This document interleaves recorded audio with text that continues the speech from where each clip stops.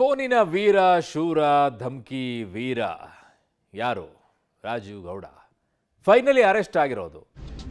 Arrest ಆದ ನಂತರ ಆಗಿರುವಂಥ ಬೆಳವಣಿಗೆ ಏನು? ಶಿಡ್ಲಘಟ್ಟ ಪೌರಾಯುಕ್ತೆಗೆ ಬೆದರಿಕೆ ಹಾಕಿದಂಥ ಪ್ರಕರಣದಲ್ಲಿ ಈಗ ಕಾಂಗ್ರೆಸ್ ಮುಖಂಡ ರಾಜೀವ್ ಗೌಡನನ್ನ ಬಂಧನವನ್ನ ಮಾಡಿ ಆಗಿದೆ. ಶಿಡ್ಲಘಟ್ಟ ಜೆಎಂಎಫ್ಸಿ ಕೋರ್ಟ್ನಲ್ಲಿ ವಾದ ಪ್ರತಿವಾದ ಈಗ ಮುಕ್ತಾಯವಾಗಿದೆ. 5 ದಿನ ಕಸ್ಟಡಿಗೆ ಚಿಕ್ಕಬಳ್ಳಾಪುರ ಪೊಲೀಸರು ಕೇಳಿದ್ದಾರೆ. ಆದೇಶವನ್ನ ಈಗ ನ್ಯಾಯಾಲಯ ಕಾಯ್ದಿರಿಸಿದೆ. ಜಾಮೀನು ನೀಡುವಂತೆ ಮನವಿಯನ್ನ ರಾಜೀವ್ ಗೌಡ ಪರ ವಕೀಲರು ಮಾಡಿಕೊಳ್ತಾರೆ, ಜಾಮೀನು ಕೊಡಬೇಕು ಅಂತ ಹೇಳಿ. ಶಿಡ್ಲಘಟ್ಟ ಪೌರಾಯುಕ್ತಿಗೆ ಬೆದರಿಕೆ ಹಾಕಿದಂತ ಪ್ರಕರಣದಲ್ಲಿ ಈಗ ಕಾಂಗ್ರೆಸ್ ಮುಖಂಡ ರಾಜೀವ್ ಗೌಡನನ್ನ ಹರಸಾಹಸ ಪಟ್ಟು 13 ದಿನಗಳ ನಂತರ ಬಂಧಿಸಿಕೊಂಡು ಕರ್ಕೊಂಡು ಬಂದರು. ಜೆಎಂಎಫ್ಸಿ ಕೋರ್ಟ್ನಲ್ಲಿ ಶಿಡ್ಲಘಟ್ಟದಲ್ಲಿ ವಾದ ಪ್ರತಿವಾದ ಎಲ್ಲ ಮುಕ್ತಾಯವಾಗಿದೆ. 5 ದಿನ ಕಸ್ಟಡಿಗೆ ಕೊಡಿ ಅಂತ ಹೇಳಿ ಪೊಲೀಸರು ಕೇಳಿದ್ದಾರೆ. ಬಟ್ ಈಗ ಆ ವ್ಯಕ್ತಿಯ ಪರವಾಗಿ ವಾದವನ್ನು ಮಾಡಿದಂಥ ವಕೀಲರು ಜಾಮೀನು ಕೊಡಬೇಕು ಅಂತ ಕೇಳಿದ್ದಾರೆ. ಸದ್ಯಕ್ಕೆ ಆದೇಶವನ್ನು ಕಾಯ್ದಿರಿಸಿದ್ದಾರೆ. ಈಗ ಸದ್ಯಕ್ಕೆ ಬರ್ತಾ ಇರುವಂಥ ಮಾಹಿತಿ, ಆದೇಶವನ್ನು ಕಾಯ್ದಿರಿಸಿದ್ದಾರೆ. ಈಗ ಈ ಎಲ್ಲವೂ ಕೂಡ ಆಗಿರುವಂಥ ಬೆಳವಣಿಗೆ ಕರ್ಕೊಂಡು ಬಂದಿದ್ದು. ಆದರೆ ಇದು ಕರ್ಕೊಂಡು ಬರೋಕ್ಕಿಂತ ಮುಂಚಿತವಾಗಿ 13 ದಿನಗಳ ಈ ಸಾಹಸಗಾಥೆ ಇತ್ತಲ್ಲ, ಹೇಗೆ ಎಲ್ಲಿ ತಲೆಮರೆಸ್ಕೊಂಡಿದ್ದು, ಯಾರು ಸಹಾಯವನ್ನು ಮಾಡಿದ್ದು, ಯಾರು ಕಾರ್ ಕೊಟ್ಟಿದ್ದು, ಯಾವ ಫಾರ್ಮ್ ಹೌಸಲ್ಲಿ ಇದ್ದಿದ್ದು, ಇಂಟ್ರೆಸ್ಟಿಂಗ್ ಅಲ್ವಾ? ಸ್ಟೋರಿ ನೋಡಿ ಗೊತ್ತಾಗುತ್ತೆ. ಪೌರಾಯುಕ್ತೆಗೆ ಬೆದರಿಕೆ ಕೇಸಲ್ಲಿ ರಾಜೀವ್ ಗೌಡ ಅರೆಸ್ಟ್. ಪೊಲೀಸರ ಕಸ್ಟಡಿಗೆ ಕಾಂಗ್ರೆಸ್ ಧಮ್ಕಿ ವೀರ. ವಾಯ್ಸ್ ಸ್ಯಾಂಪಲ್ ಸಂಗ್ರಹಿಸಿ ಎಫ್ಎಸ್ಎಲ್ಗೆ ರವಾನೆ.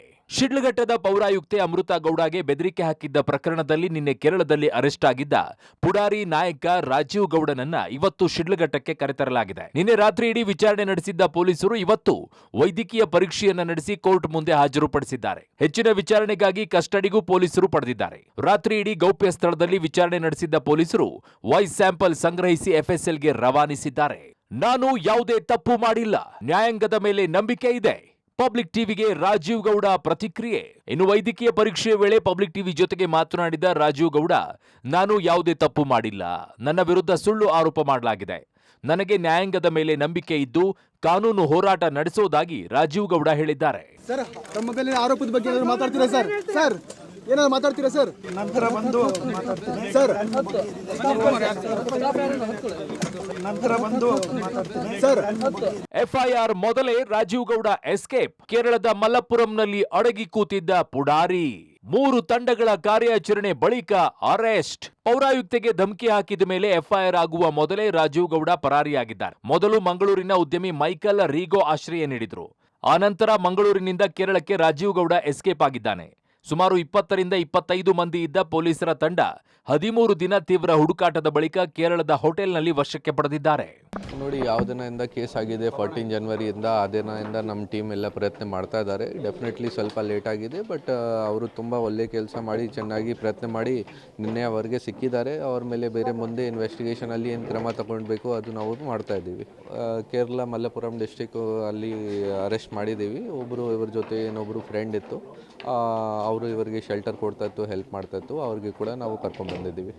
ರಾಜೀವ್ ಗೌಡ ಅರೆಸ್ಟ್ ಬಳಿಕ ಪೌರಾಯುಕ್ತೆ ಪ್ರತಿಕ್ರಿಯೆ. ಕಾನೂನಿನಂತೆ ಕ್ರಮ ಆಗಲಿದೆ. ಪಬ್ಲಿಕ್ ಟಿವಿಗೆ ಎಕ್ಸ್ಕ್ಲೂಸಿವ್ ಪ್ರತಿಕ್ರಿಯೆ. ಇನ್ನು ಇವೆಲ್ಲ ಬೆಳವಣಿಗೆಗಳ ಮಧ್ಯೆ ಶಿಡ್ಲಘಟ್ಟ ಪೌರಾಯುಕ್ತೆ ಅಮೃತ ಗೌಡ ಪಬ್ಲಿಕ್ ಟಿವಿಗೆ ಪ್ರತಿಕ್ರಿಯೆ ನೀಡಿದ್ದಾರೆ. ರಾಜೀವ್ ಗೌಡ ಬಂಧನವನ್ನ ಅಮೃತ ಗೌಡ ಸ್ವಾಗತಿಸಿದ್ದಾರೆ. ಕಾನೂನಿನ ಅನ್ವಯ ರಾಜೀವ್ ಗೌಡಗೆ ಶಿಕ್ಷೆ ಆಗಲಿದೆ. ನನಗೆ ಕಾನೂನಿನ ಮೇಲೆ ನಂಬಿಕೆ ಇದೆ ಅಂತ ಅಮೃತ ಗೌಡ ಹೇಳಿದ್ದಾರೆ. ಮೇಡಮ್, ಈಗ ಅವ್ರು ಪೊಲೀಸ್ ಅವರು let them follow their due process. ಕೋರ್ಟಲ್ಲಿದೆ, so I don't want to comment it madam. So ತುಂಬ ದಿನಗಳ ನಂತರ ಬಂಧನ ಆಯಿತು, ಆ ಬಗ್ಗೆ ಬೇಸರ ಇದೆಯಾ ಅಥವಾ ಪೊಲೀಸರು ಅವ್ರ ಕರ್ತವ್ಯವನ್ನು ಮಾಡಿದ್ದಾರೆ ಕೊನೆಗೂ ಅಂತ ಅನ್ನಿಸ್ತಾ ಇದೆಯಾ? Madam, police are successful, congratulating them ಅಷ್ಟೇ ಮೇಡಮ್. ಮೇಡಮ್, ಈ ರೀತಿಯ ಪ್ರಕರಣಗಳು ಯಾವ ರೀತಿ ಒಂದು ಅಧಿಕಾರ ದರ್ಪದಿಂದ ಮಾತನಾಡೋರ ಬಗ್ಗೆ ಏನು ಹೇಳ್ತೀರಾ madam? It shouldn't have happened, it has happened. I just wish it should not happen. Madam, ಇವತ್ತು ನೀವು ಸಚಿವರನ್ನ ಕೂಡ ಭೇಟಿಯಾದರೆ ಅವ್ರ ಜೊತೆ ಕೂಡ ಮಾತನಾಡಿದ್ರೆ, ಸೊ ಏನು ಹೇಳಿದ್ರು ಸಚಿವರು? Not tell. ಆ ವಿಚಾರದ ಬಗ್ಗೆ ಧೈರ್ಯವಾಗಿರಿ ಅಂದರು ಅಷ್ಟೇ madam. Thank you. So what next madam? ಯಾವ ರೀತಿ ಹೋರಾಟ?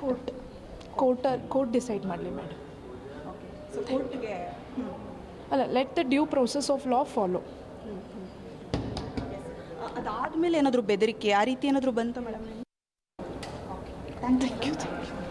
ಇದಿಷ್ಟು ಅಮೃತ ಗೌಡ ಅವರು ಹೇಳ್ತಾ ಇರುವಂತಹ ಮಾತು. ಇದೇ ಫಾರ್ಮ್ ಹೌಸ್ನಲ್ಲಿ ಅಡಗಿದ್ದ ಧಮಕಿ ವೀರ ರಾಜೀವ್ ಗೌಡ ಅತ್ಯಾಪ್ತ ಕೂಡ ಪೊಲೀಸರ ವಶಕ್ಕೆ. ಇನ್ನು ಬೆಂಗಳೂರಿನಿಂದ ಎಸ್ಕೇಪ್ ಆಗಿದ್ದ ರಾಜೀವ್ ಗೌಡ ಮಂಗಳೂರಿನ ವಾಮಂಜೂರ ಸಮೀಪದ ಪಚ್ಚನಾಡಿಯ ಜೆಕೆ ಫಾರ್ಮ್ ಹೌಸ್ನಲ್ಲಿ ತಲೆಮರೆಸಿಕೊಂಡಿದ್ದ.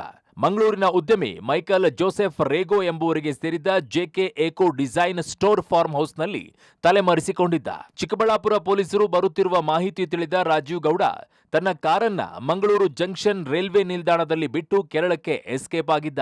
ಧಮ್ಕಿ ವೀರ ರಾಜೀವ್ ಗೌಡ ಕೊನೆಗೂ ಪೊಲೀಸರ ಅತಿಥಿಯಾಗಿದ್ದಾನೆ. ಕೇರಳದಲ್ಲಿ ಆತನನ್ನು ಬಂಧಿಸಲಾಗಿದೆ. ಆದರೆ ಅದಕ್ಕಿಂತಲೂ ಮೊದಲು ಆತ ಸುಮಾರು ಒಂದು 3-4 ದಿನಗಳ ಕಾಲ ಮಂಗಳೂರಿನಲ್ಲಿ ಅವಿತುಕೊಂಡಿದ್ದ ಅನ್ನುವಂಥ ಮಾಹಿತಿ ಪೊಲೀಸರಿಗೆ ಸಿಕ್ಕಿತ್ತು. ಆ ಹಿನ್ನೆಲೆಯಲ್ಲಿ ಆತನನ್ನು ಬಂಧಿಸಿರುವಂಥದ್ದು. ಮಂಗಳೂರಿನ ಹೊರವಲಯದ ವಾಮಂಜೂರಿನ ಪಚ್ಚನಾಡಿಯಲ್ಲಿರುವಂಥ ಒಂದು ಫಾರ್ಮ್ ಹೌಸಲ್ಲಿ ಜೆಕೆ ಫಾರ್ಮ್ ಹೌಸ್ ಅನ್ನುವಂಥ ಒಂದು ಫಾರ್ಮ್ ಹೌಸಲ್ಲಿ ಆತ 3 ದಿನಗಳ ಕಾಲ ಅವಿತಿದ್ದ ಅನ್ನುವಂಥದ್ದು ಈಗ ಬಂದಿರುವಂಥ ಮಾಹಿತಿ. ಹಾಗಾಗಿ ಆ ಹಿನ್ನೆಲೆಯಲ್ಲೇ ಪೊಲೀಸರು ಆತನನ್ನು ಬೆನ್ನಟ್ಟಿದ್ರು.